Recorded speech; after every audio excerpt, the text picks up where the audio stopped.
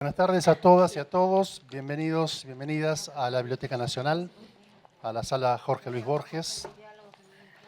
Cada vez que hacemos esto, Saúl, me acuerdo de ese apólogo borgiano que entra una pantera al templo una vez, dos veces, tres veces y queda incorporada al ritual. Bueno, ya van varias veces que hacemos este mismo ritual de presentar un número especial de Hispamérica. Fue para el cincuentenario, fue para el número especial Borges, ahora es el número especial Cortázar. Siempre la excusa de las efemérides, efeméride de nacimiento, 100 años, 40 años del fallecimiento, son una buena excusa para repensar un autor y su inscripción en nuestra cultura. Cortázar es Cortázar, y todos creemos que cuando decimos esa frase tonta estamos diciendo algo fuera de toda discusión. Bueno, justamente, Cortázar siempre abre una discusión. Creo en mi vida de lector y seguramente en la vida de lector de ustedes, siempre ha habido momentos de abandono de la obra de Cortázar bajo la idea que sabemos qué es lo que nos dice y un retorno permanente a partir de nuevas preguntas, de nuevos textos también que aparecen, y de aquellos que somos nosotros, que somos distintos de aquellos que lo leímos en cierto momento, que hay un retorno de Cortázar. Bueno, este número de Hispamérica celebra ese retorno con la excusa de la efeméride de Cortázar en la literatura argentina. Bueno, este es un evento que conmemora esta recuperación de los textos publicados por y sobre Cortázar en Hispamérica a lo largo de medio siglo. Esta edición está auspiciada por Ediciones Biblioteca Nacional y también con la colaboración del Centro de Estudios Borgianos de la Biblioteca. Voy a nombrar a las personas que van a participar de esta mesa, coordinados por Cristina Mucci, y me voy a retirar porque tengo dos eventos en este mismo momento. Y como todavía no soy un holograma, tengo que salir rajando. Bueno, van a participar de la mesa Cristina Mucci, Martín Coan, Suni Gómez, Florencia Abate, Luisa Valenzuela está llegando, Laura Rosato y el gran Saúl Sosnowski. Los dejo con ellos. Muchas gracias.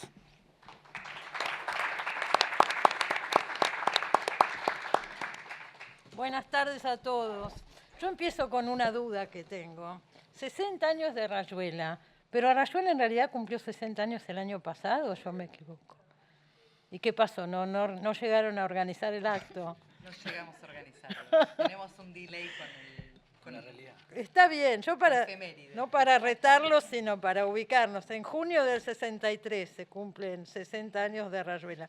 Pero de todas maneras este año es el año Cortázar, porque son 40 años de la muerte de Cortázar y 110 del nacimiento, ¿no? Todo esto coincide. Yo antes de empezar a hablar del número de Hispamérica, quería hacerle un par de preguntitas a Saúl, si me permiten. ¿Tenés micrófono vos, Saúl, ahí? Acá hay uno. Voy a saber contestarte el micrófono. Seguramente, porque a mí me llamó mucho la atención. El año pasado cumplieron 50 años con la revista. Se hizo un número especial dedicado a Borges, como ahora se hace uno especial a Cortázar. Sí. Y yo pensaba, 50 años de la revista, cuando empezaste, eras muy joven, Sí. no vivías acá, ya vivías en Estados Unidos, ¿no es cierto? Yo siempre vivo en Buenos Aires, yo resido en Estados Unidos. Ajá. Mirá. No, pero es notable, Sí, digo. yo ya estaba en Estados Unidos, sí. Estabas allá, Sí. pero te inspiró para hacer la revista El Escarabajo de Oro y Abelardo Castillo y todo el Claro. grupo. Cuando yo estaba haciendo mi tesis sobre Cortázar, me reunía con ellos. Sí. Y de ahí surgió la idea, no es contagioso estar con los escarabajos, surgió la idea de que tenía ganas de hacer una revista. Y bueno, empezó. Y ahí nomás. Y ahí nomás, bueno, les traje a ustedes que están en la mesa el número 1, Acá lo tenemos. que es el este, número 1. y que está dedicado totalmente a literatura argentina, que es como debía ser. Y empieza con Cortázar, como debía ser. Empezaste publicándolo acá, Sí, no en Estados Unidos, después de la dictadura creo que fue que empezaste. los primeros 22 números Bueno. salieron aquí. Y después, un momento en que un linotipista me anotó al margen de las galeras, ojo censura, dije, bueno, hasta aquí llegamos y empecé a imprimirla allí. Pero volvimos a Buenos Aires, ahora se imprime aquí la revista. Ah, ahora Y se imprime aquí. ahora aquí, y desde el número 154 en adelante la pueden conseguir en librerías aquí. ¿Y se distribuye en toda América Latina? ¿Cómo es? Se distribuye por suscripción por todas partes, aquí por librerías, ¿no? Asunto Impreso la distribuye por el país. Ajá. Así que ahora sí se puede conseguir fácilmente, a un precio argentino además, A un precio para no argentino. asustar a nadie. Sí. Saúl, yo leí que vos pusiste, cuando empezaste, pusiste $1000 Sí. y con eso arrancaron, ¿no? Así es. Y la gente se empezó a suscribir. Sí, antes de que saliera el primer número yo ya recibí suscripciones Y de eso gente se que mantuvo apostaba. a lo largo, o sea, se sustenta con suscripciones la revista. Sí. Es muy interesante, pues acá han desaparecido casi todas las revistas culturales, es muy difícil. Entonces, una publicación que se mantiene 50 años vale la pena, ¿no? Yo creo que Saber, sí. no, vale la pena seguro. Vale la pena saber cómo se sostiene. Por suscripciones se sostiene. Por suscripciones solamente, sí. En una época había avisos y si ven los primeros números de la revista van a encontrar avisos históricos de algunas editoriales y algunas librerías. Pero no, la base, lo que nos mantiene son las suscripciones, principalmente de bibliotecas universitarias. Fantástico. Eso, Yo todavía el número me lo acaban de dar, o sea que no lo vi, el número sobre Cortázar que salió ahora, sí, pero por lo que tengo entendido, se ven reseñas y comentarios y reportajes, creo también a Cortázar, a lo largo de los años. correcto. Y se puede ver, creo yo, no lo vi, pero la evolución de cómo fue tratado Cortázar por Así la es. crítica en todos estos años, ¿no? Así es, sí. Así es. Y Hay en muy hi- poco de cómo lo trató el periodismo. Yo traté de encontrar, en la web no hay, claro, las notas de esa época no están subidas. Alguien tendría que ir a alguna hemeroteca a Es un investigar proyecto eso. precioso ¿No es ese. cierto? Sí, ¿Qué pasó cuando salió Rayuela? ¿Qué dijeron Sí. los diarios? sí. Y Bueno. todas las polémicas que hubo sobre él en diferentes momentos. Bueno, sí. vamos a intentar reflejar un poco acá. Vamos a empezar por escuchar a Martín Coan, entonces. Bueno, buenas tardes. Muchas gracias por la invitación. Mi presencia aquí se debe casi enteramente a la afectuosa sobrevaloración hacia mí por parte de Saúl, que insistió en que, contra mi criterio, que tenía que decir esto que voy a decir y que le comentaba a Saúl, despertando su interés, ya que no el mío, que es la circunstancia en la que me vengo encontrando desde hace tiempo respecto de la figura de Cortázar, cuando me toca hablar, porque uno le va tocando hablar, con quienes en clave de admiración lo elogian y con quienes en clave de distancia lo cuestionan, o lo cuestionan incluso fuertemente. Y lo que me ha venido pasando y no ha dejado de pasarme, fui tratando de encarrilarlo de otro modo, es que en presencia de los argumentos de encomio, esos argumentos me convencen por completo, plenamente, y en presencia de los argumentos de detracción me encuentro en la misma circunstancia, me convencen por completo, me parecen bien fundados, y eso me colocó en un estado de oscilación durante un cierto tiempo, yo mismo oscilar en mi vínculo de lector de Cortázar, hasta quizás para neutralizar un efecto de mareo de estar todo el tiempo. Qué gran escritor, qué escritor agotado, qué gran escritor, qué escritor agotado. Es muy bueno, está muy fechado, es muy bueno. Empezar a preguntarme, pero no he podido hacer más que preguntarme, si quizás en lugar de pensar la contradicción de términos que evidentemente hay y la oscilación inexorable a la que eso fatalmente me sometía, no podía llegar a pensarse en una cierta línea de conexión entre una cosa y la otra, sin dejar de ser contrapuestas, sin dejar de ser contradictorias, que quizás alguna cosa hubiese llevado, o habilitar la posibilidad de la otra. Lo pensé por esta línea, claramente la importancia de Cortázar es tan obvia, que uno podría subrayar su relevancia, su centralidad,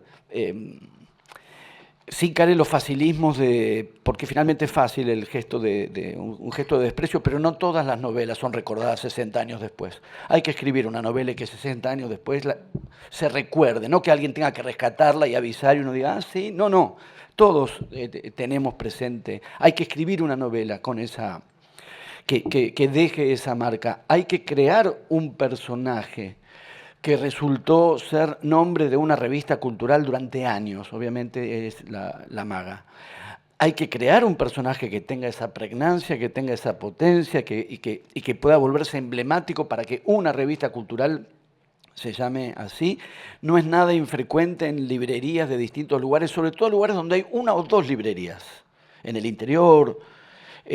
Muy probablemente una de las dos se llama Rayuela. No es tampoco para desestimar que una literatura y que un autor pueda dejar una marca tan fuerte. Me parece que hay algo que se juega también en la figura de escritor de Cortázar, porque estas cosas en muchos casos van conectadas, incluso que nos hemos formado en el hábito sistemático de la separación, vía Roland Barthes y vía Michel Foucault, precisamente porque nos orientamos a esa separación, es que podemos palpar la fuerza de una figura de autor, que no queremos tampoco desalojar, por todo lo que no ya la literatura de Cortázar, por supuesto eso queda en primer lugar, sino lo que la figura de Cortázar ha llegado a representar y sigue representando. Beatriz Sarlo se ha quejado con razón de que por modas del lenguaje ahora a todo se le llama icónico. Conviene empezar a economizar el término, por lo tanto lo voy a usar ahora porque sí me parece que ahora es pertinente. Cortázar adquiere la estatura de lo icónico y no de una única manera, pero uno podría decir sí ha llegado a ser un ícono del compromiso para todo un sector político y cultural de la Argentina. También logró hacer algo así como un ícono de la condición del argentino en París, para lo cual no es suficiente ser argentino y vivir en París. Él maniobró, digamos, él y su literatura, maniobraron en esa condición y eso también se ha vuelto icónico por no aumentar y decir emblemático.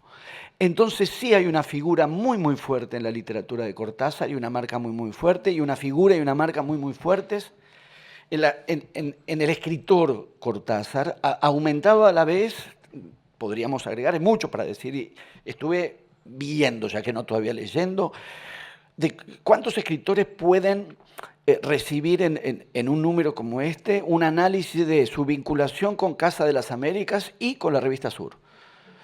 Y que las dos inscripciones sean fuertes y que las dos inscripciones sean pertinentes, porque cuando Martínez Estrada se vinculó con Casa de las Américas, Victoria Campos se enojó y digamos, esa vinculación supuso un desapego y Cortázar no, es muy fuerte y muy reconocible la marca en un lugar y en el otro. Y me parece que marca también una condición de excepción para la literatura argentina, que es un vínculo a través del boom con un lineamiento de lo latinoamericano, de la literatura hispanoamericana, latinoamericana, pero no solamente de la literatura, sino de la cultura y la marca política. Muy fuertemente en relación con el boom, pero también con un imaginario de literatura latinoamericana que no es tan frecuente en la literatura argentina. Entiendo yo que ante todo por el contrapeso Borges, ya que estamos en la sala Borges y es difícil hablar de literatura y no nombrar a Borges, porque es muy difícil pensar a Borges y lo latinoamericano. Y me parece que la figura de Cortázar cobra una enorme fuerza en ese sentido. Entonces, estoy claramente en uno de los polos de mi oscilación, lo elijo por razones atendibles, pero también pasé a preguntarme algo que solo he podido preguntarme, quizás no tenga intención de responder, si algo de estas marcas tan fuertes y tan reconocibles no puede haber propiciado y quizás por lo pronto admitido, y quizás propiciado, y quizás facilitado una cierta cristalización de Cortázar, de su literatura y de su propia figura de escritor. Un cierto efecto de reducción, en el sentido que la figura se vuelve tan fuerte, que habilita la posibilidad de su caricatura. No digo que él fuera caricaturesco, por supuesto que no, creo que está claro lo que vengo diciendo. Pero que en la medida en que en ciertos rasgos sobresalientes de su literatura y de él mismo se volvieron tan reconocibles, no habilitaron la posibilidad de una cierta reducción a estereotipo. Y ahí es donde empecé a pensar que mi oscilación quizás tenía un lazo que conectaba un punto con otro. Y si no cabe establecer, digamos, esa reducción a estereotipo, esa reducción a fórmula en muchos de sus textos, esa también reducción a fórmula de una cierta condición de escritor. No digo que, insisto, Cortázar lo tuviera, digo que lo admitía, o que lo admitió, y que quizás lo propició, y que en algún momento pensé, pero ahora también lo estoy pensando, si no es posible establecer una consideración entre lo que llamaremos Cortázar, porque era Cortázar, y lo que podríamos llamar cortazarismo, que es algo que ocurre a partir de Cortázar, alrededor de Cortázar, sobre el propio Cortázar, y que no es estrictamente Cortázar, aunque en parte quizás sí.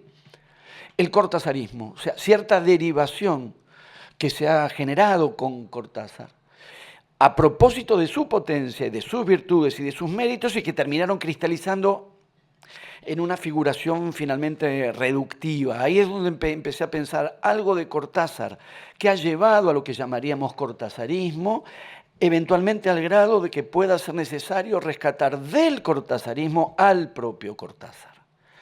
Cosa que no sé muy bien cómo se hace, pero intuitivamente, y porque soy crítico literario, aportaría lo siguiente: cómo se hace volviendo a sus textos. Volviendo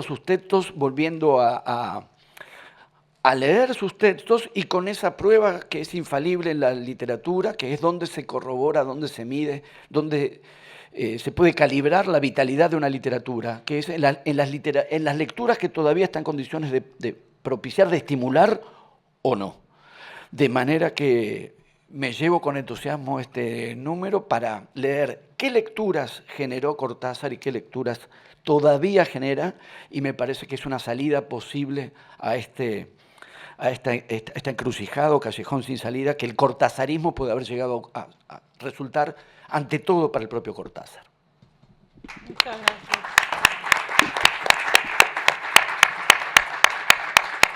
Bueno, Saúl, espero que no te hayas arrepentido de tu... Vamos Gracias. a escuchar a la profesora Zuni Gómez ahora, si le parece. Adelante. Vamos a poner, esperen que está la compu en medio, quiero pasar las imágenes. Después.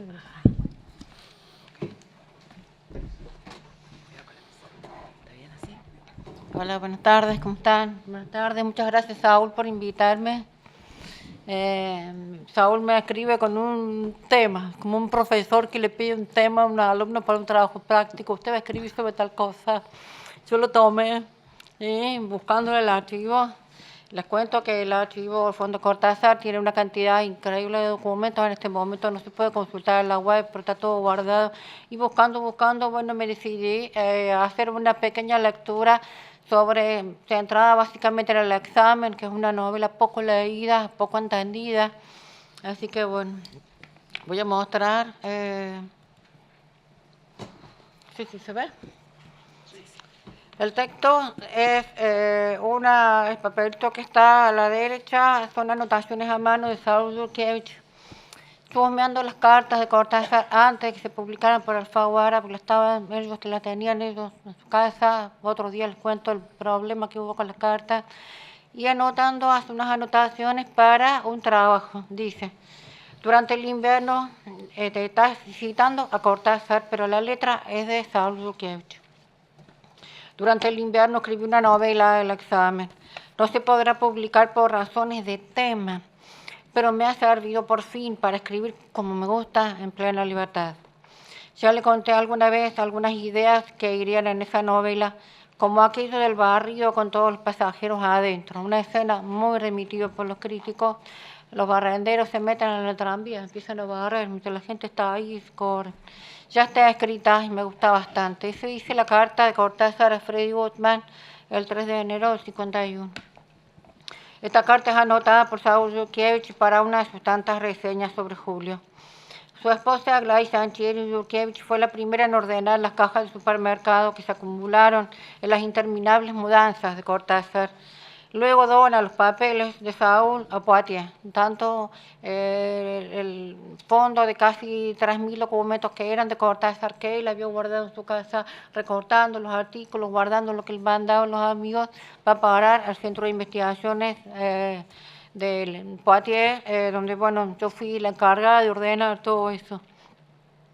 Sigo siendo.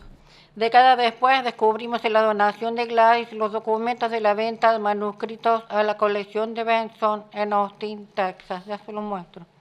Entre ellos, como vemos en una ficha, acá, lo que está a la izquierda, que elabora Saúl con Julio, que lo elaboran los dos, Saúl y Julio Cortázar, para el ofrecimiento del examen a $10.000, el que se ve en tercer, cuarto lugar, cuya compra se concreta en agosto de 1983, y Divertimento con fecha de escritura, ambas aparecen con fecha de escritura en 1949. Hay todo un tema con la escritura de estas obras.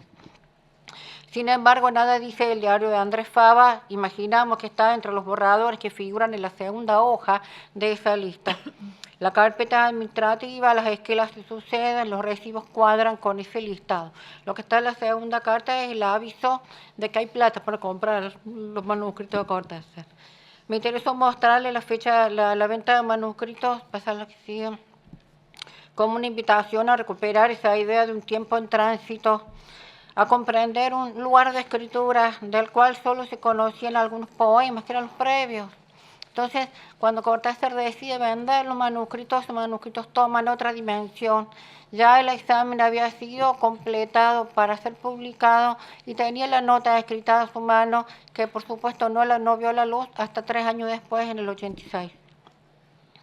Un lugar de escritura, del cual solo se conocían algunos poemas que salieron después, salvo en Crepúsculo, y ahí no más bestiario. Surge entonces la expectativa por una instancia, un instante que nunca recuperaremos, de la decisión de Cortázar de desprenderse de un rol de crítico, reseñador o traductor para buscar el escritor que ansiaba ser. Escribir el examen, escribirse a 3 obras, implica eso, dar un salto, ¿no?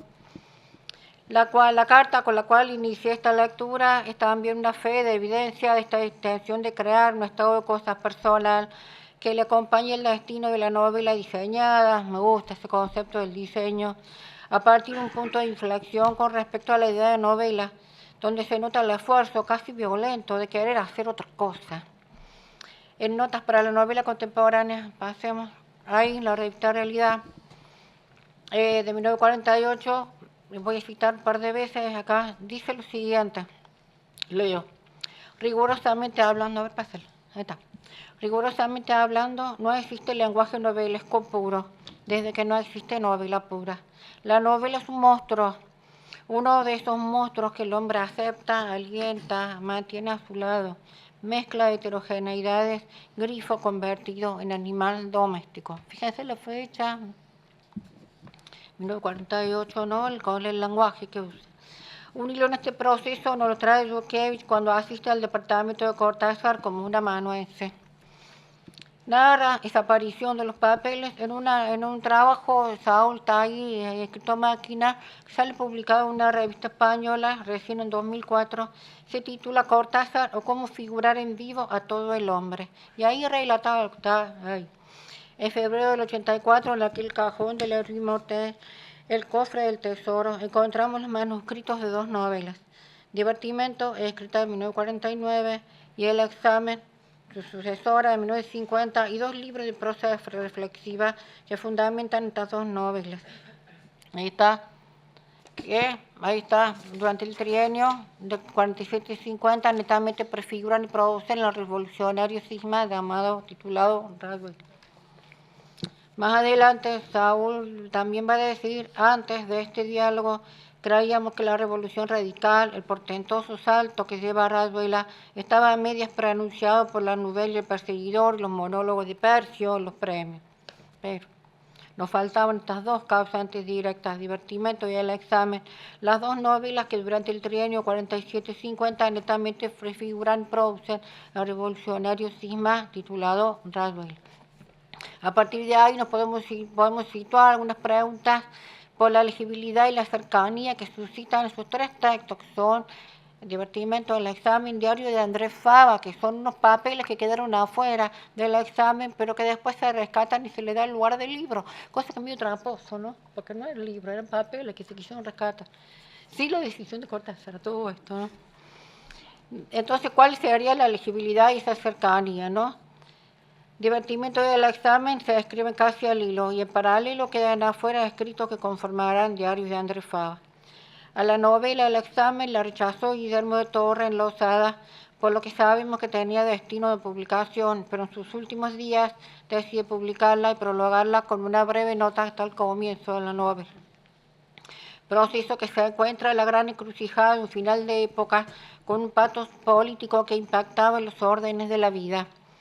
El peronismo con sus dilemas y discursos ya casi caducos, el primer peronismo. Las zonas militares rumorean lo que vendrá muy pronto. Eva vive aún, pero su imagen toma carácter casi místico. Los descamisados y los cabecitas negras son el frente sudoroso que hace flaquear a la alta burguesía, mientras las clases medias insisten en comer barato, pero ir al colon. Todo esto es lo que está en la novela, ¿no? Dice la nota introductoria, a ver si sale. No, ahí está, volvamos. Dice la nota introductoria, luego de señalar que sus amigos la leyeron y supuso que captaron como una premonición de lo que ocurriría en el 50 y el 53, que la hace imposible publicar. No se animó Cortázar a publicarla. Y él dice, en el prólogo del 83, en el fondo era demasiado fácil, el futuro argentino se obstina de tal manera en calcarse sobre el presente que los ejercicios de anticipación carecen de todo mérito. Me voy a saltar un pedacito más abajo. También dice en ese breve texto, porque la pesadilla de donde nació sigue despierta y anda por las calles, demorada en sus detalles ínfimos. Un registro realista, pero no decimonónico, tiñe la totalidad de estilo que también explorará luego en sus cuentos fantásticos. Recuerden que el examen tiene un clima muy oscuro, casi gótico por ahí, hay una bruma que está invadiendo todo, no deja respirar, unos hongos extraños empiezan a surgir donde hay humedad, la gente muere intempestivamente y ese grupo de amigos circula de un lado a otro. Cada vez que pasa algo están conversando, conversaciones librescas, letradas, de autores que quizás son falsos, pero queda bien como que fueran reales. Van a rendir un examen al día siguiente.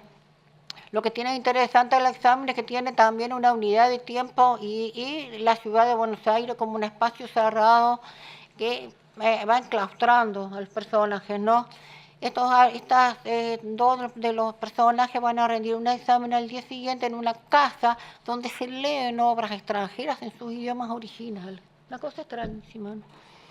Lo oscuro de la atmósfera de la novela es ganada por el orden poético que le permite a Cortázar mover la línea del horizonte creativo. Lo cita, a ver.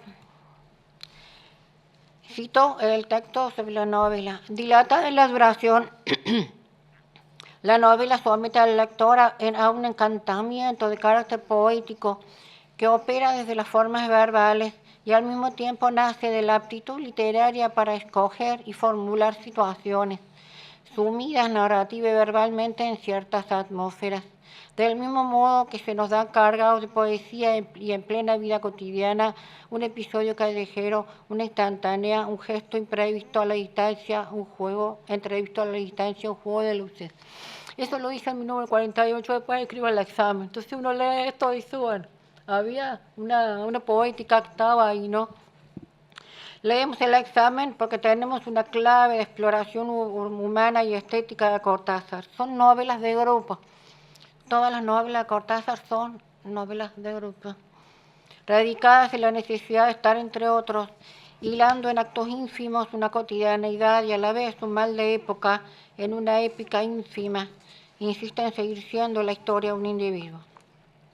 Pensemos en este grupo desde la solidaridad que, lejos de unir a los individuos, crea una intersubjetividad sostenida por una aporia que ya la había leído en Sartre, que consiste en que la existencia es como un originario incomprensible que coexiste con una imposibilidad de universalizar lo íntimo, lo precario de ese yo soy.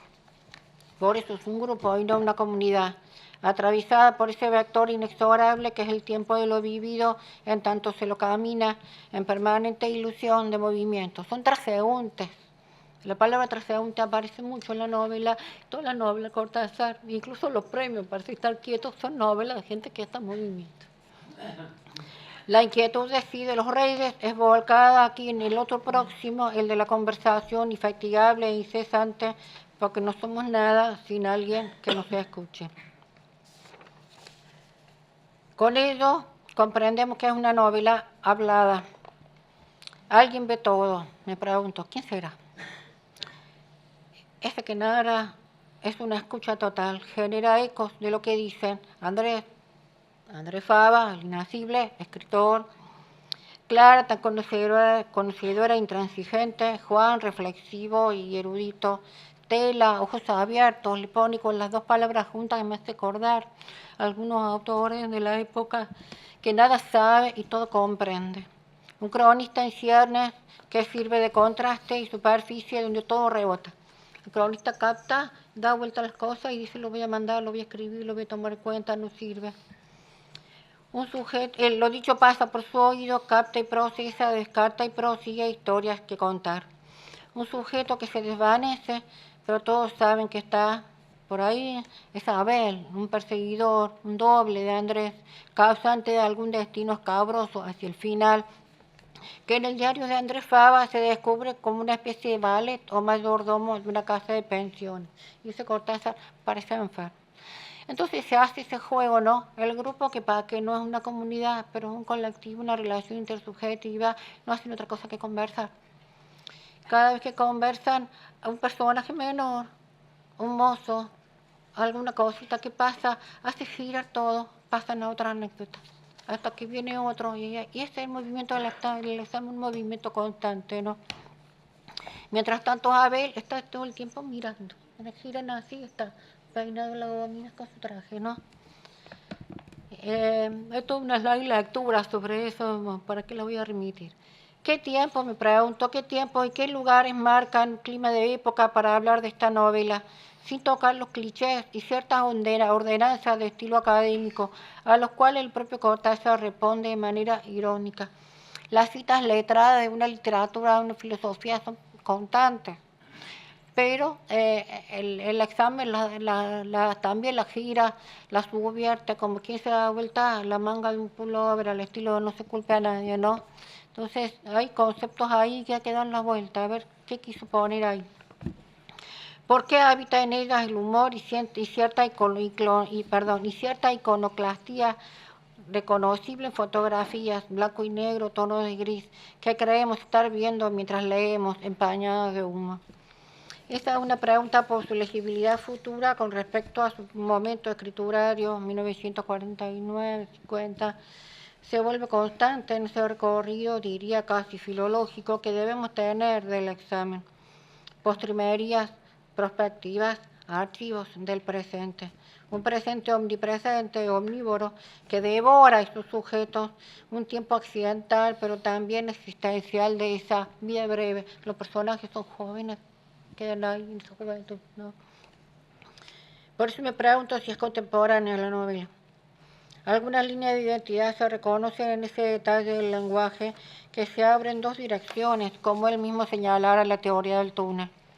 Por un lado, la dimensión en que el lenguaje literario se busca en y con una lengua tan de la calle, y por otro lado, es una novela escrita con el registro del habla porteña de los años 40, pero no es un ejercicio del idioma. El examen es entonces una especie de ironía literaria con la lengua. Nos coloca frente a otra pregunta. ¿Cómo atribuir a esa novela lo que habita en la capa de abajo de la lengua ya histórica a esta altura del siglo ahora, ¿no? Refiriendo a objetos que no están vigentes en el archivo de una cultura siempre joven, como sus personajes son jóvenes, la cultura es joven, de ese momento quedó plasmada ahí, ¿no? En una literatura citada que ahora hay que aprender a leer. Voy agarrando, a ver qué otra cosa me falta. Ese también. Eso vamos a agarrar, se le cita al fin. Es contemporánea porque hoy vemos elementos que legitiman, como indica Saul-Sonovsky para otras obras, una búsqueda mítica, describiendo los cuentos, eso que será en el presente de escritura de la trilogía. Allí uno de los conceptos centrales es la idea de una suprarrealidad que se asume cuando se vinculan los procesos de conocimiento de lo empírico, la experiencia, ¿no? sus causalidades con una intuición que indica la posibilidad de otra realidad que atraviesa esa experiencia. Cuando uno lee el examen varias veces, o una vez y otra vez, depende de la época en que uno lo lee, yo leí cuando cursaba la facultad, lo volví a leer hace unos años, lo agarré ahora, esa idea de que los personajes en realidad no están viviendo, están atravesando la experiencia, ¿no? Están buscando una lógica, una racionalidad que hizo casi ilegible la novela hoy, porque las racionalidades han cambiado. Entonces, bueno, tenemos que encontrarle la vuelta para poder leerla, ¿no? Pero justamente eso es lo que la hace interesante ahora. Hay unos elementos que no cito a Saúl, que me parece interesantísimos, pero me parece son los elementos que están condensando de qué se trata la novela. Saúl habla de, para pensar, su recorrido mítico de Cortázar, la reversibilidad del tiempo, la negación de la unicidad del espacio, el principio de solidaridad vital y la ley de permutación. Saúl lo trabaja para los cuentos, en el 1975. Yo lo tomé, leyendo el examen y encuentro esos elementos que están ahí desplegados, ¿no?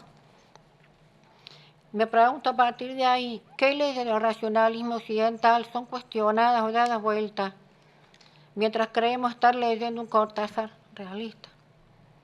Saúl usa una palabra que me sirvió para zanjar la pregunta, fuerzas. Me parece precisa, fuerzas, para indicar los elementos no reales, no empíricos, como esos hongos que crecen en todos lados, mientras una bruma, la niebla, oscurece miradas, ideas, personas, procesos sociales, visiones, y las cosas ya no son ni serán como lo eran. Este es el punto de inflexión de la novela que quiero convidar ahora para que la lean y la traigan al presente. Finalmente, le pongo ahí para que leamos juntos este pequeño fragmento del diario de Andrés Fava, que no entró en el examen, que dice así. Leemos a Cortázar, lo traemos con nosotros, ¿no? La máquina literaria. ¿Cómo vuelve el deseo de una creación absoluta sin error posible? El acuerdo de una idea con su juicio, de un sentimiento con su imagen, de una voluntad con su proyección y su praxis. Lo literario resulta de combinar heterogeneidades en potencia con heterogeneidades en acto. Una sola de las operaciones es la tarea más allá del hombre. Por eso, tal vez, el escritor continúa. Gracias. Muchas gracias. Yo recuerdo, hace unos cuantos años, la editorial Alfaguara publicó todos estos textos primeros de Cortázar. Yo no sé si hoy se consiguen, por ahí las palabras de Zuni, alguien quiere leerlos, no sé si es fácil hoy conseguirlos. Después de esa edición, que fue hace unos cuantos años, no recuerdo que se hayan editado más. ¿No es cierto? No es tan fácil hoy conseguir esos textos. Bueno, yo no veo bien lo que pasa porque está oscuro, pero me parece que está Luisa Valenzuela ahí, ¿no? Yo estaba todo el tiempo diciendo, eso no es, porque no se ve desde acá arriba. Bueno, vamos a dar un aplauso para recibir a Luisa.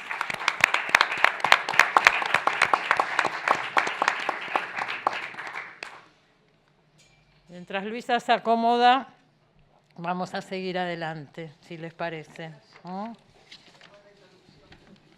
Bienvenida, Luisa. Florencia Abate va a hablar ahora.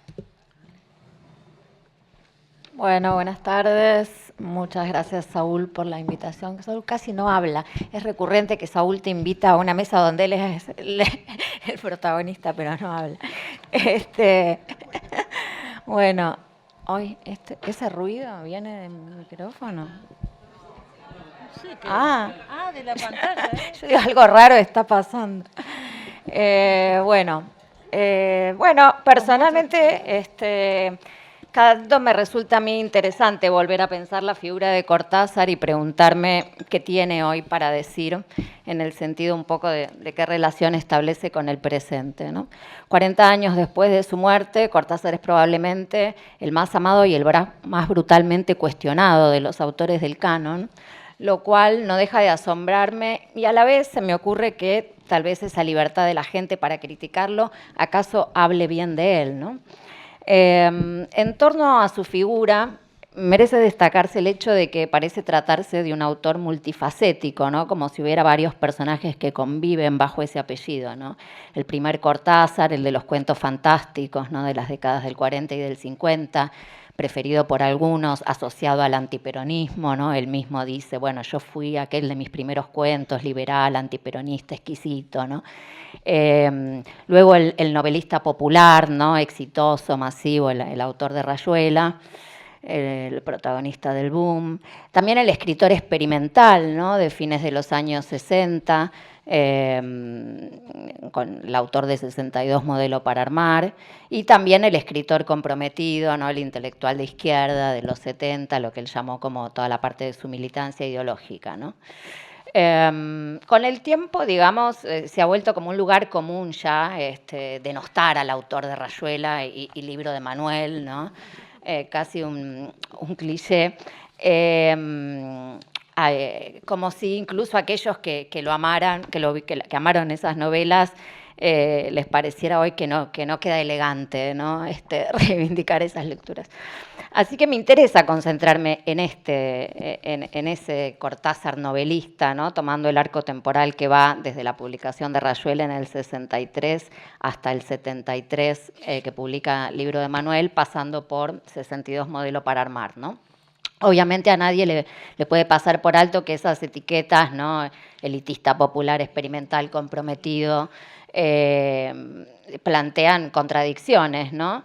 Y en ese sentido me parece que tal vez sea justo pensar que Cortázar no le tuvo temor a las contradicciones y que más bien son las contradicciones una parte constitutiva de su trayectoria, de su figura de escritor, y también admitir que hay personas que nos gusta amar a las personas con todas sus contradicciones, ¿no? Tampoco tendría por qué no ser contradictorio, ¿no?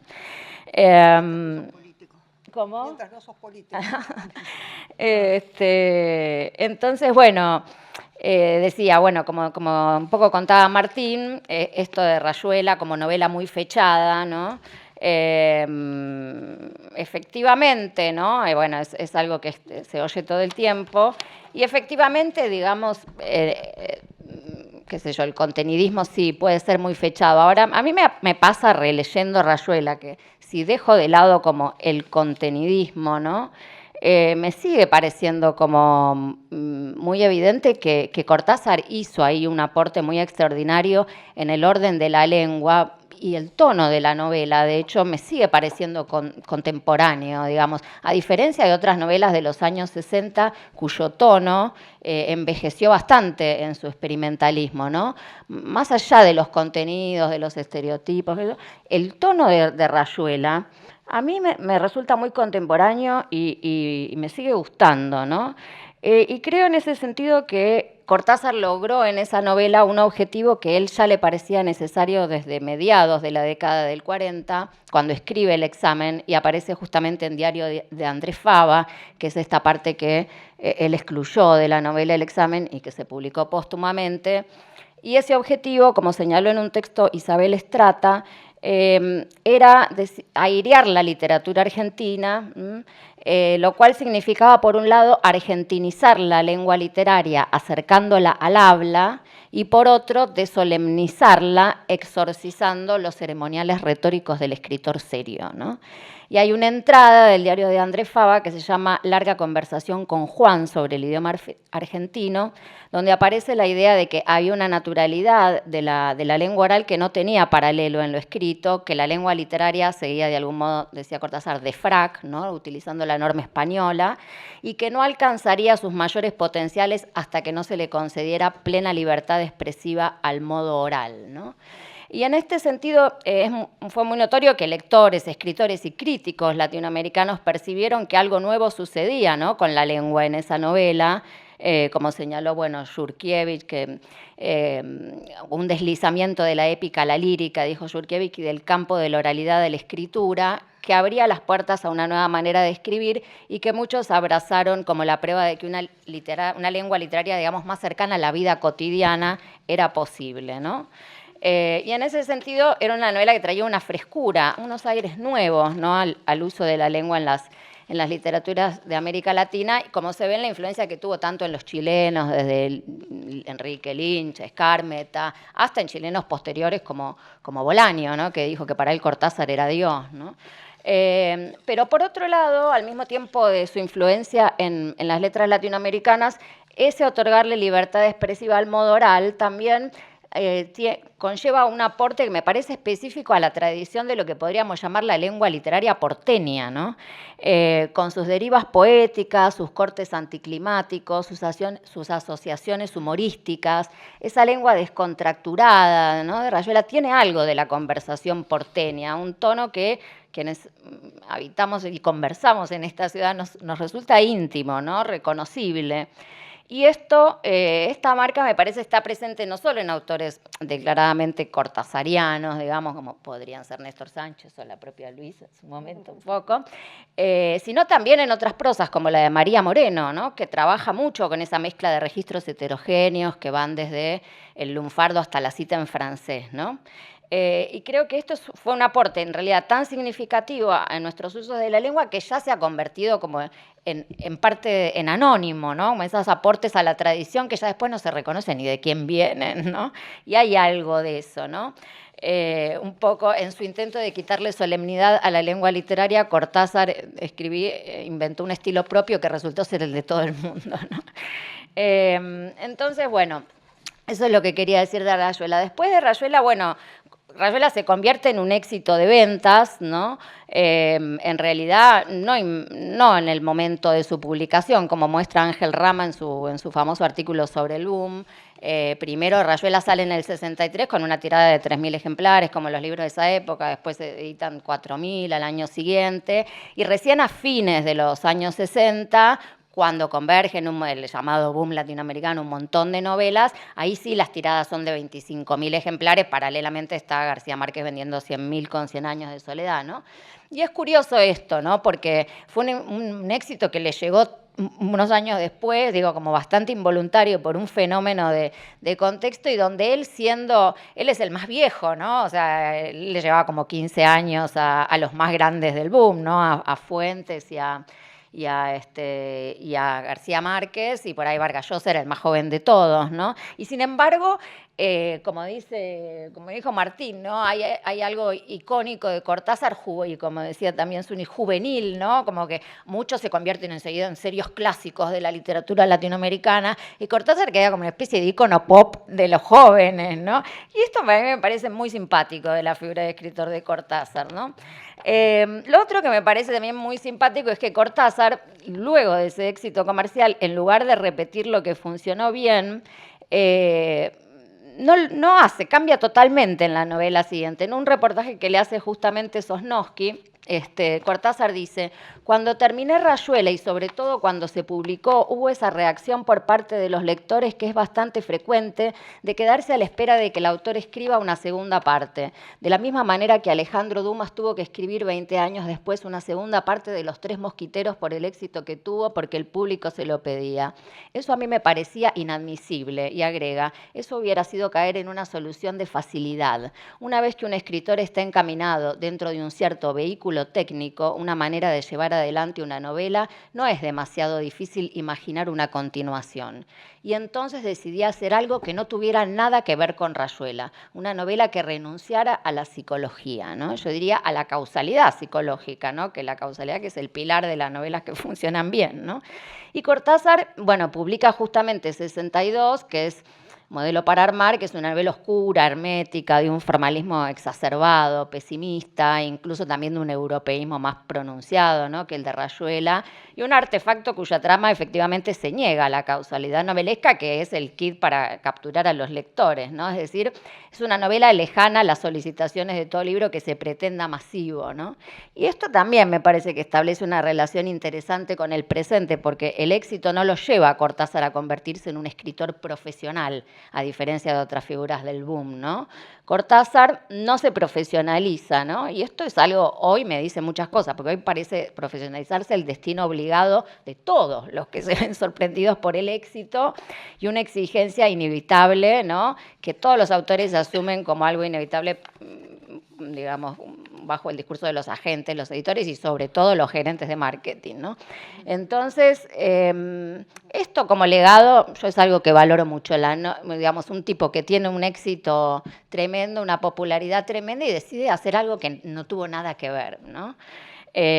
Con lo anterior.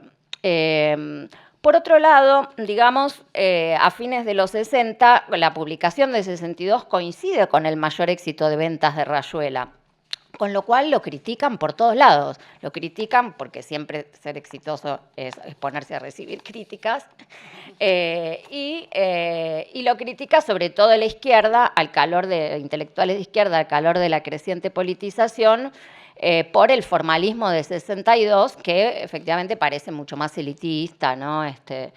Está, bueno, la conocida discusión con Oscar Collazos, en la que Collazos le reprocha lo que él llama un profundo desprecio por la realidad y le adjudica una influencia negativa sobre los nuevos escritores, ¿no?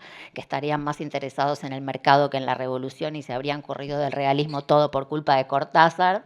Y Viñas también lo critica. Después, con el tiempo, Viñas se va a retractar y va a decir, no, al final Cortázar era... Pero en ese momento lo critica por 62, que es una novela que un poco la descalifica, digamos, le adjudica una suerte de magisterio indeseable y dice que en la novela hay un conjuro de la realidad, una torpeza frente a lo concreto, cotidiano, un enclaustramiento. O sea, le critican la autonomía, ¿no? De alguna manera.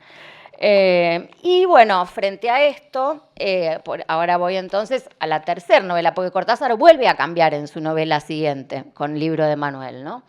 Que es una novela que a mí no me gusta mucho, pero a la que sin embargo le encuentro un interés, digamos. Entonces, yo creo que esa novela puede leerse como una respuesta estética de Cortázar a sus polémicas discursivas con los intelectuales de izquierda de la época. Porque en realidad estas cuestiones ya las había empezado a pensar Cortázar a partir de la Revolución Cubana, ¿no? Que, como bien estudió Claudia Hillman, fue como un momento de revelación política para Cortázar e inició lo que fue como su proceso de conversión en intelectual, ¿no? Ahora, ya desde temprano Cortázar había marcado sus diferencias respecto de las ideas del comunismo duro sobre el arte y de hecho consideraba que para Cuba era un peligro de alguna manera que el comunismo estalinista se terminara imponiendo, ¿no? Como política cultural y sustituyera o impusiera en todo caso un modelo de arte subordinado a las exigencias estatales y a la ideología comunista.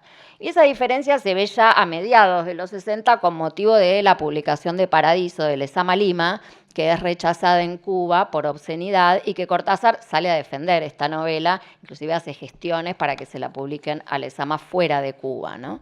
Y el otro momento ya más extremo y final, podríamos decir, es el caso Padilla, ¿no? En el 71 Cortázar dice en una carta, estas son las buenas noticias, las malas se llaman Cuba. Fidel nos ha excomulgado a los escritores que le mandamos un mensaje pidiéndole información sobre el arresto del poeta Padilla. Hay una situación tensa y desagradable, he estado deprimido y triste por eso, ¿no?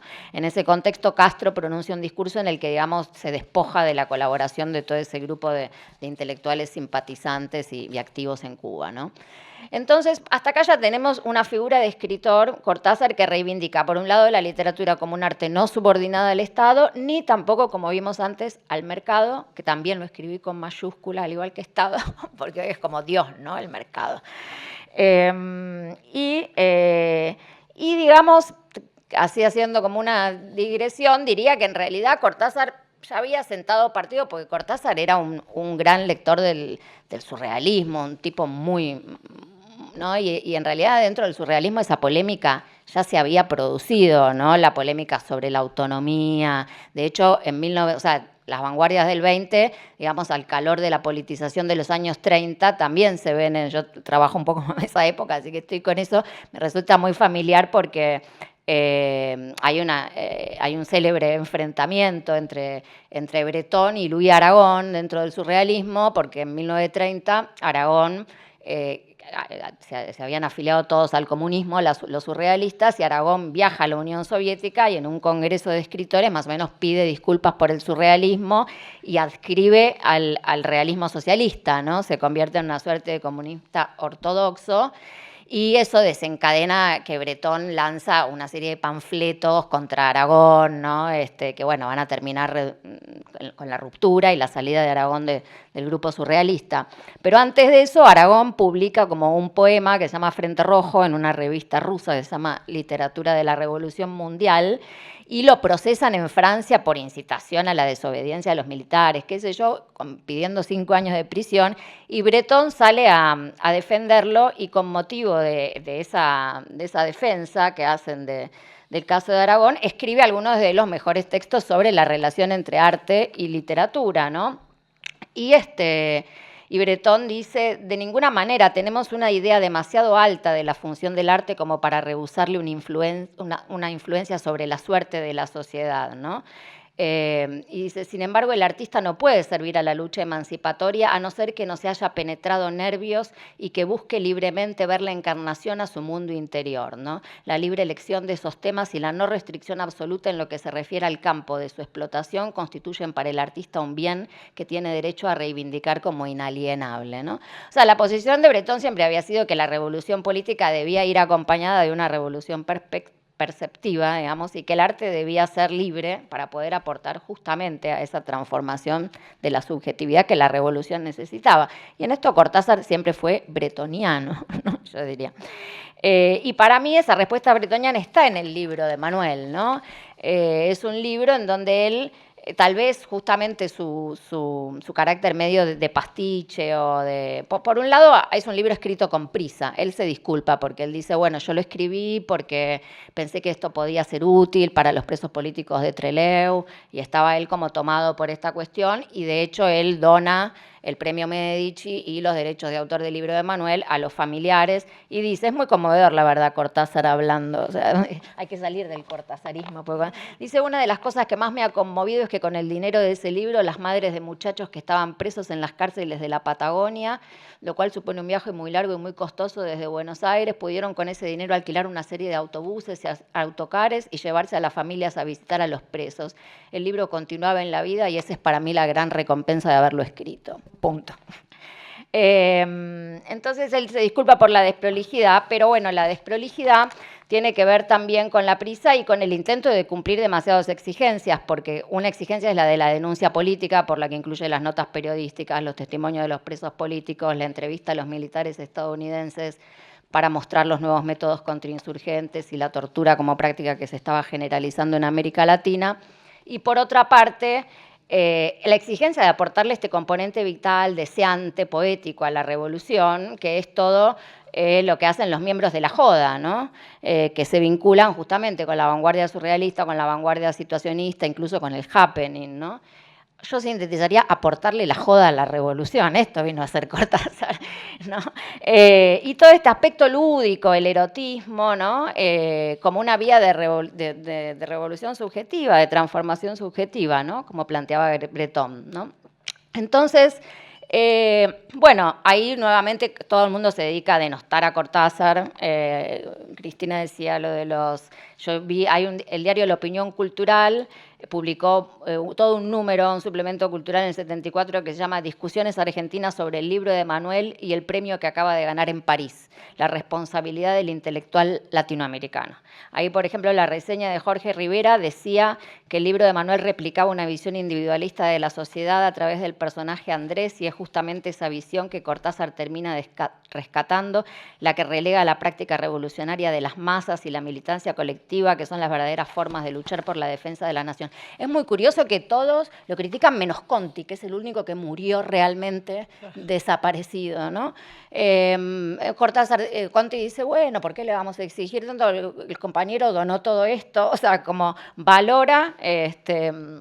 Bueno, y después la reseña de Piglia, que se titula El socialismo de los consumidores, ¿no? Y le reprocha la contradicción de apoyar la revolución con un discurso burgués e individualista, esteta, sibarita, erotómano, la zona más conflictiva de la ideología de Cortázar. Parece de Aragón acá Piglia, ¿no? Definiéndose como socialista, viene a llamarnos la atención sobre el lugar del deseo en la revolución, dice Piglia, ¿no? Y ahí me pareció muy interesante. porque esto que le reprocha viene a llamar la atención sobre el lugar del deseo en la revolución. ¿Hubiera podido Cortázar sintonizar, me pregunto yo, con las generaciones que vinimos después, si no se hubiera interrogado por cosas como el lugar del deseo en la revolución? ¿No? Digo, porque los que nacieron en los años 60 y los que nacimos en los 70, fuimos dos generaciones que encontramos en nuestras casas, ¿no? Los libros de Cortázar. Y quiero dar fe de que hubo jóvenes Cortázar, o sea, en los años 90, por ejemplo, cuando yo fui adolescente, que era una hegemonía súper neoliberal, la de los 90, Cortázar formaba parte del repertorio antihegemónico, cultural, ¿no? De los que, y digamos, con mucha naturalidad, digamos, y he tenido más de 1, 3, 4 novios, digamos, rectores de... Quiero decir, todavía los jóvenes de los 90 se identificaban, no, quiero decir esto, la identificación, porque hay que lograr que con tus libros se identifiquen tantas generaciones. Muy raro eso. Yo cuando lo pienso... Yo cuando... seguramente, pero era genial. Entonces, ¿cómo todavía en los 90 nos seguíamos identificando con esos personajes de Rayuela contra la cultura hegemónica, que era ya el pleno la posmodernidad total, ¿no? Entonces... Quiero decir, es un montón lo que Cortázar logra, porque Cortázar deja algo que perdura y se hereda con el retorno de las democracias, aparece como resistencia a la hegemonía neoliberal de los 90 y, digamos, y deja como un legado de una suerte de izquierda pacifista, surrealista, más habitable, la verdad, para nosotros que la cultura de las organizaciones armadas, ¿no? Entonces, de alguna manera yo creo que Cortázar logró que el imaginario emancipador, ese del surrealismo, y qué sé yo, pusiera un pie hasta en el siglo XXI, ¿no? Porque después nosotros publicamos sobre todo ya en el siglo, algunos libros en los 90, pero después mucho a principios de los 2000, ¿no? Yo publiqué mi primera novela en el 2004, por ejemplo. Y lo hizo a través de una búsqueda vital, antiprofesional, ¿no? Altamente efectiva, un tipo que podría haberse dormido en los laureles como Vargas Llosa, ¿no? Que se volvió un conservador, ¿no? Sin embargo... Vargas Llosa se despertó a los laureles. Claro, es verdad, tenés razón. Y bueno, y digo, Cortázar me parece, sin embargo, eligió el riesgo, ¿no? Así que quería cerrar con este elogio del riesgo de Cortázar.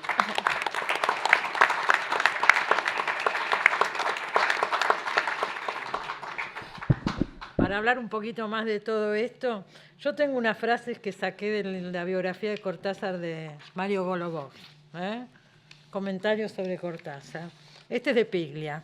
Escritor liberal, en fin, Cortázar parece concebir el socialismo como una comunidad de consumidores libres y exclusivos.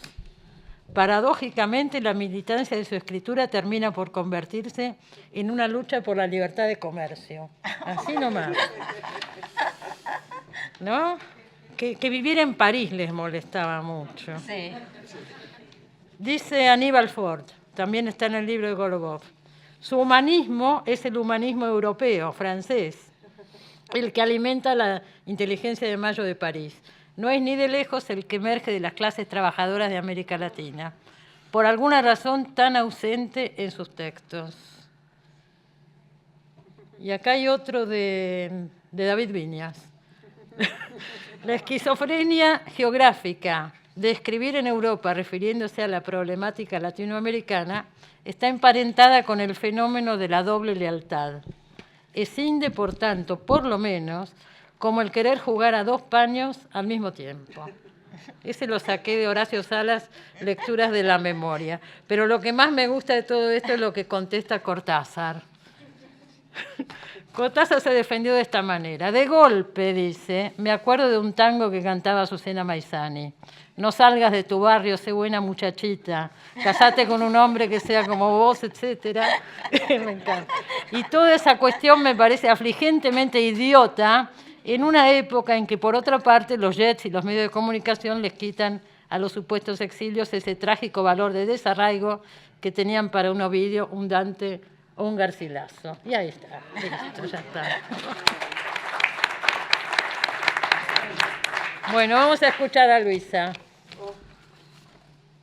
Bueno, yo te agradezco muchísimo estar acá y celebrar este cortazarianismo, el éxito de Cortázar, el amor a Cortázar y sobre todo Hispamérica, ¿no? en esta biblioteca que tanto queremos, así que se unen un montón de amores aquí. Y le agradezco a Saúl Sosnowski que haya hecho esta revista 50 años y en el primer número ya aparecía un texto sobre Cortázar. Y ahora tenemos toda la compilación. Y yo agregué mi granito de arena al respecto, pero muy a último momento, y escribí un cuento para el número 50 de Hispamérica, donde la protagonista de mi primera novela, Clara, sale a busca a alguien que le escriba una carta. Y ahí descubre, dentro de la ficción, por supuesto, que es donde se mueven los personajes de novela, al alter ego de Cortázar en Diario para un cuento, y que trabaja ahí cerca del puerto. Clara era una prostituta, están todos relacionados de alguna manera, entonces sabe quién le va a escribir la carta de amor que ella necesita, porque su autora ya no sabe por dónde anda. Pero esa es otra historia, y la historia que quiero contar hoy es una que he contado 1000 veces, pero no vale la pena recordarla. Que es una historia mano a mano, cuando me encontré con Julio a fines de noviembre del 83 en Nueva York. Él me llamó, venía de una serie de conferencias y tenía que volver a París en 2 días. 2 días después, y me dijo si yo podía pasar la tarde con él, toda la tarde con él, que quería tener una charla amistosa y tranquila y sedante. Entonces ahí fui, cancelé todo lo que tenía que hacer, fui a verlo a Cortázar. Y toda esa tarde me habla mucho, estamos charlando de mucho, de los viajes, de las obligaciones, de las cosas que tiene que hacer. Y él tenía que volver a París a hacer unos análisis, no se sentía muy bien, eran fines de noviembre del 83. Y cada tanto me dice, porque tengo una novela, quiero escribir una novela, y me piden cuentos y me piden novelas, y yo mando cosas políticas, porque yo quiero defender las causas que me interesan, y siempre tergiverso un poco la cosa y me voy por el otro lado, pero yo quiero escribir esta novela. La tercera o cuarta vez que me la menciona, yo le digo, Julio, escribíla, pero ¿sabés de qué se trata? ¿Tenés una idea? Yo sé que no te gusta hablar de esas cosas, ya lo había dicho 1000 veces, no quería contar lo que está trabajando. Pero igual, si tenés alguna pauta, si querés decirme eso, me dice, no tengo la menor idea, no tengo la más mínimo, el más pálido reflejo de lo que puedo querer escribir, lo que debe escribirse, pero sé que ahí está esta novela esperándome, porque tengo un sueño recurrente. Y entonces en el sueño, ya lo he contado, y Saúl afirma con la cabeza, en el sueño el editor me entrega el libro ya impreso, y yo veo que por fin puedo decir todo aquello que he querido decir a lo largo de mi vida, por fin lo puedo decir, y no me asombra para nada que el libro esté escrito con figuras geométricas. El libro de los sueños, ¿no? Estaba escrito solo con figuras geométricas. Entonces, pero dice que era el libro más comprensible y más claro de todos los que habían salido de su pluma hasta ese momento. Recuerdo el momento de esa revelación. Él hizo una pausa para hablarme de ese libro de la perfecta geometría.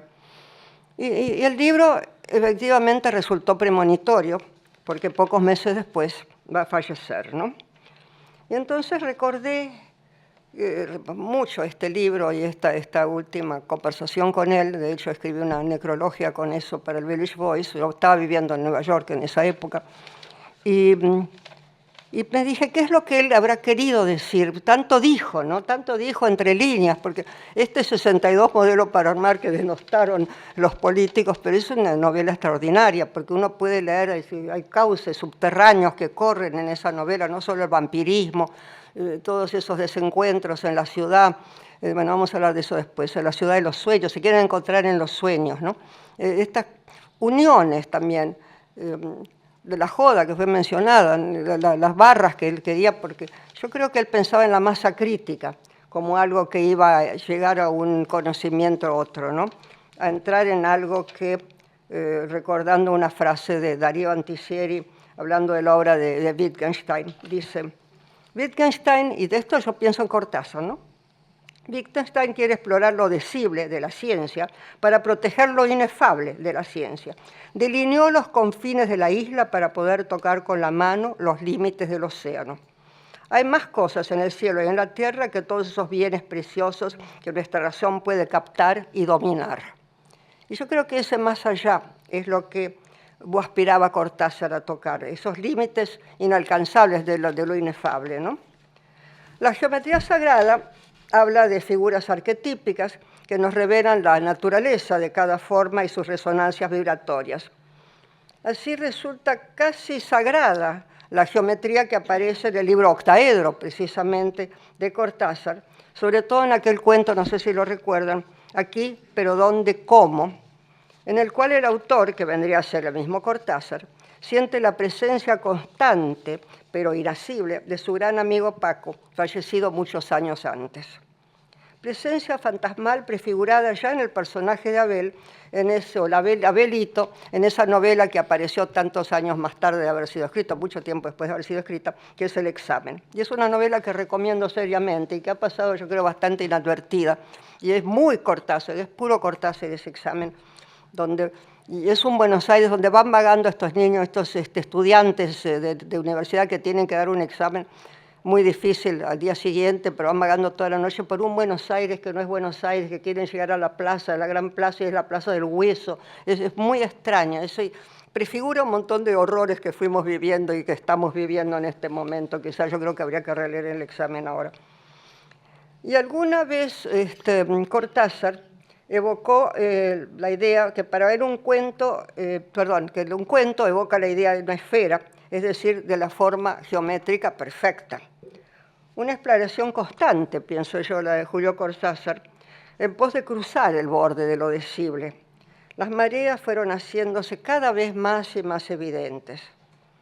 Y en 1997, la editorial Alfaguara lanzó una edición novenal de su cuaderno de Zihuatanejo. No sé quién aquí lo habrá leído, lo conocen, que pasó muy inadvertido porque no sé si se editó realmente comercialmente. Y el cuaderno de Zihuatanejo, que fue redactado en 1980, habla de los sueños que él tenía en Zihuatanejo, en esta playa de México, donde fue a hacer unas vacaciones y a escribir durante un tiempo. Pero recuerda unos sueños que tenía en los años 70. Y en ese pequeño libro de extraño formato y tirada limitada, podemos leer la descripción de aquello que parecía ser el manuscrito del libro de los últimos años, el libro de la perfecta geometría. Porque en el cuaderno de Zihuatanejo, sobre esos sueños de los años 70, anota Julio: cumplo hoy, tantos años después, lo que no fui capaz de hacer cuando soñé repetidamente ese sueño en la Rue de l'Éperon.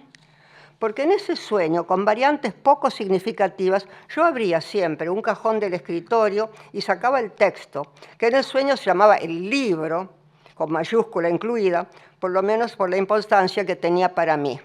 En el sueño el libro era un enorme manuscrito, grandes páginas de 50 por 40 centímetros, cosidas al margen con un hilo muy grueso que soltaba nudos y filamentos por todos lados.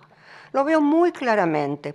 En las enormes páginas no solamente hay líneas de escritura, sino complicadísimos jeroglíficos, fórmulas, aparentes demostraciones de teoremas con lujo de triángulos, raíces cuadradas, secantes y cosecantes.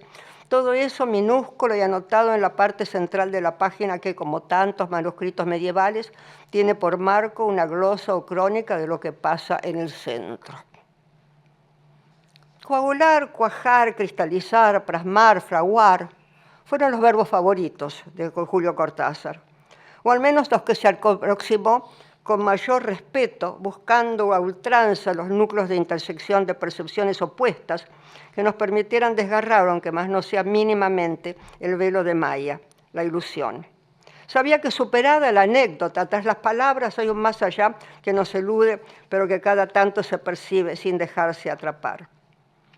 En sus novelas, Julio propone siempre una acción conjunta de los personajes, como si al alcanzar la masa crítica, lo decía antes, se pudiera entrever lo inefable.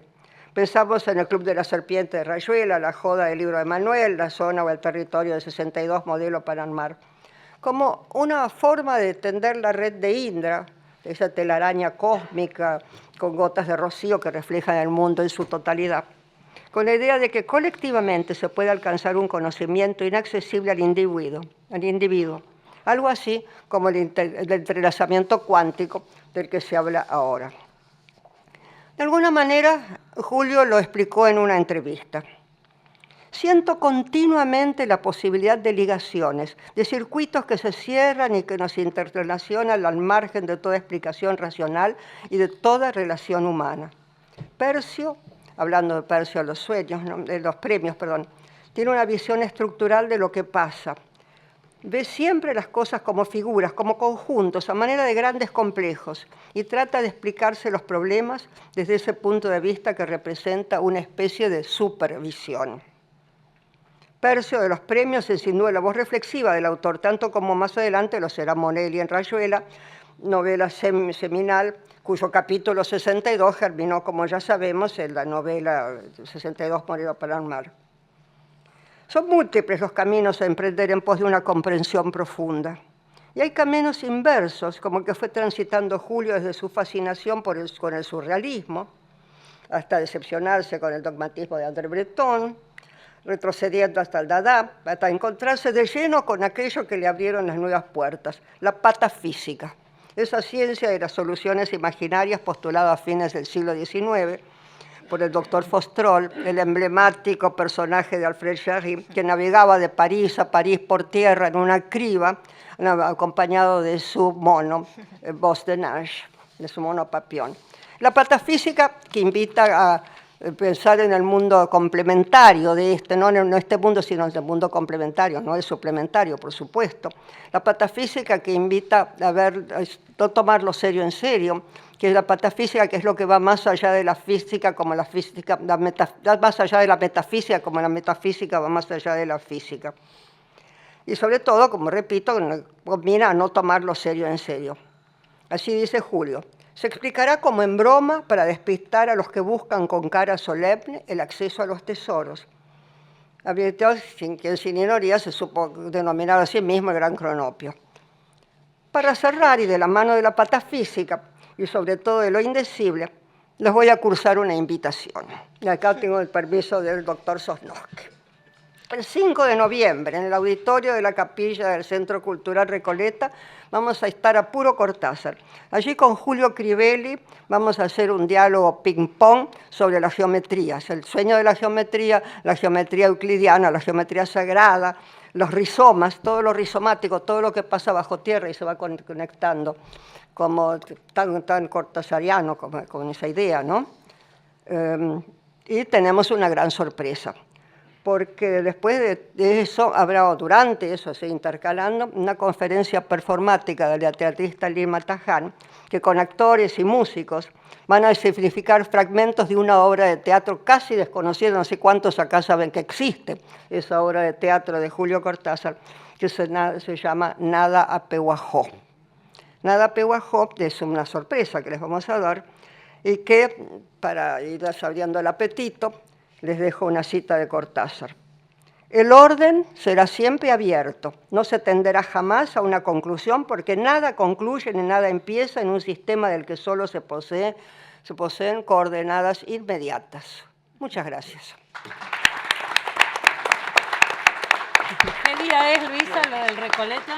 Repetí la fecha. El 5 de noviembre. 5 de noviembre en el Dentro Centro del Recoleta. marco de todo un homenaje a Cortázar que hay en el Centro Cultural. Bueno, para cerrar va a hablar Saúl, ¿no es cierto? Perdón, Laura. No hay problema. Voy a traerme esto por acá, así después lo usamos juntos, ¿sí?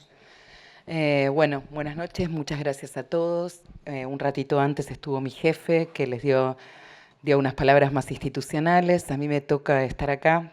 Yo soy codirectora junto con mi compañero Germán Álvarez, que hoy no puede estar presente porque está enfermo. Entonces estoy yo acá, la parte menos interesante del dúo. Pero bueno, hace un año publicamos con Saúl el número aniversario de los 50 años de Hispamérica, y fue esta especie de, no sé si lo habías hecho antes, esta compilación sobre una primera vez, una compilación de los ensayos sobre Borges. Y cuando terminó, inmediatamente, en la noche en que estábamos celebrando lo bien que había salido todo, dijo, hagámoslo de nuevo el año que viene. Tiene una energía tan desbordante, y la verdad que nosotros nos habíamos sentido tan bien trabajando con él, que dijimos, sí, sí, y dijo, hay que hacerlo sobre Cortázar, porque el año que viene es el año cortázariano. Y dijimos, sí, sí, y después nos pusimos a pensar desde qué lugar el Centro Borges auspiciaba o trabajaba en la publicación del número dedicado a el número dedicado a Cortázar. Y entonces dijimos, bueno, revivimos un poco esa escena mítica en donde Borges recibe a un joven escritor y le dice, vuelve en 20 días, y a los 20 días le publica su cuento Casa Tomada en los Anales de Buenos Aires. Mítica, digo, todo en relación a Borges es mito, porque básicamente es un mitómano, entonces un mitómano muy elegante, pero bueno, Cortázar no se hace mucho eco de la anécdota de la publicación de Casa Tomada, pero nos valió a nosotros como excusa para auspiciar desde el Centro Borges este número. Yo quiero decir que para nosotros fue un trabajo también bastante, perdón, que me extiendo un poco, pero quiero agradecer mucho. Fue un trabajo bastante terapéutico hacer esto en este año tan particular, trabajar con Saúl, que es como, ya lo considero, hay una amistad, tenemos 2 publicaciones de por medio, trabajar también con nuestros compañeros de publicaciones. Tuvimos muchas ausencias a principio de este año, muchos compañeros que fueron despedidos injustamente y que trabajaban, y para mí es importante mencionarlos porque salimos adelante y logramos llevar este ejemplar con bastante pena en el camino de construirlo, pero muy felices también porque lo hacíamos en el contexto de la amistad y la comprensión con Saúl. Yo no soy lectora de Cortázar, lo pensaba mientras escuchaba, todos hablaron también de Cortázar, así que no tengo por qué hacerlo. Yo no soy lectora de Cortázar y los escuchaba y decía, claro, uno tiende, he leído casi todo, sin embargo, y no me considero lectora de él. Y digo, ¿por qué no me considero lectora? Porque hay algo, permitime, Florencia, que discrepe. Yo también fui adolescente, más o menos, un poco antes que vos. Para mí, Cortázar era más una identidad, era un aseguro, un pasaporte de que era una persona segura el que portaba un libro de Cortázar y no tanto un interés común en la literatura. Era alguien que uno sabía que se iba a encontrar con alguien ideológicamente afín, con un interés afín, pero no necesariamente literariamente, no por los valores literarios, sino por los valores extraliterarios que tenía la figura de Cortázar como joven. Pensaba, ¿por qué no soy lectora de Cortázar? Y entonces, permítame que los distraiga con una anécdota absolutamente familiar. Pensaba en cómo me llegó a mí, por qué yo soy lectora de Borges y no de Cortázar. Y a mí Borges me llevó de la mano de mi padre. Mi padre era militante peronista, muy militante, nació un 17 de octubre, activista. Y me entregó, lo dije en muchos medios esto, cuando nos hacían entrevistas por el libro, yo siempre lo decía, él me entregó el Aleph, fue el primer libro que leí de Borges, él me entregó el Aleph y me dijo, es muy gorila, es terriblemente gorila, pero es el mejor escritor argentino. Y yo, en mi casa no había libros de Cortázar, creo que sí, estaba Bestiario. No había libros de Cortázar y ahora me pregunto, y creo que la clave estaba en eso que mi papá decía, Borges es el mejor escritor argentino y en Cortázar no se encontraba ese eco de argentinidad, o mi papá no lo encontraba y a mí también me cuesta encontrarlo. Es como que su lenguaje está ahí, pero está un poco como fosilizado, como que no siguió viviendo, como que no lo seguía viviendo. Y mientras la lengua en los cuentos de Borges o en los escritos de Borges es de alguien que está y está en permanente y crece con el tiempo, en la de Cortázar está detenida en un tiempo y en una cosa que tiene que ver con la juventud también, ¿no? Es como siempre joven, y además eso que no envejecía también lo ayudaba, ¿no?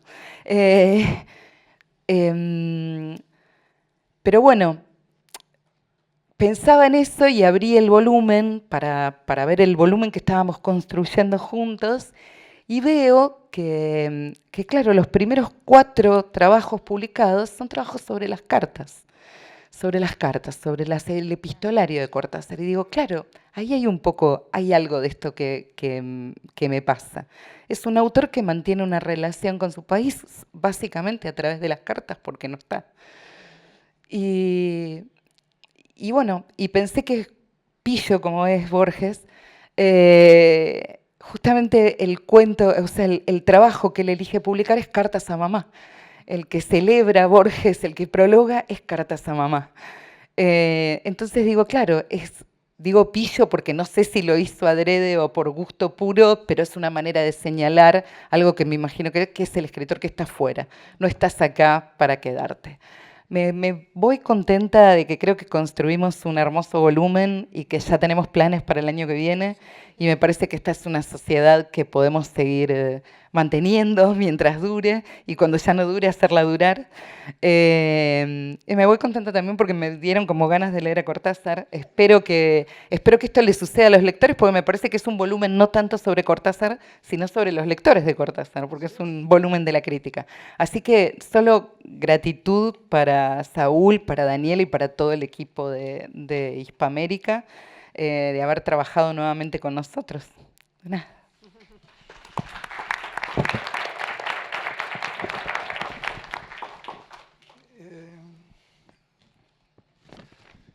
Esto justifica hacer la revista. Es la mejor inversión que hice, esos $1000.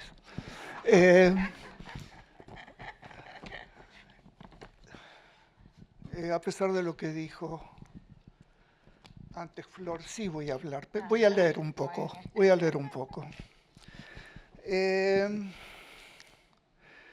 Al comienzo fueron un tanto secretas las armas que surgían de sus páginas. Luego se enhebraron rápidamente con otras, tanto sutiles como explícitas. Su marca, hecha inicialmente en Buenos Aires, bosquejó un signo de pregunta en torno a «no puede ser que esto sea todo». Ese todo exigía ser interrogado, cuestionado y, ¿por qué no?, también acariciado, gozado, amado. Durante una de mis tempranas búsquedas se dio el encuentro con los cuentos, las novelas, la poesía y los ensayos de Cortázar. Mucho después se daría el personal. Suelo decir, 2 santos tengo yo. Alguien dijo 2 patrias tengo yo, pero era de otro lado. 2 santos tengo yo. Mientras Borges se halla en una esfera privilegiada, Cortázar está instalado en un ámbito entrañable, más íntimo diría, habiendo marcado también a Hispamérica.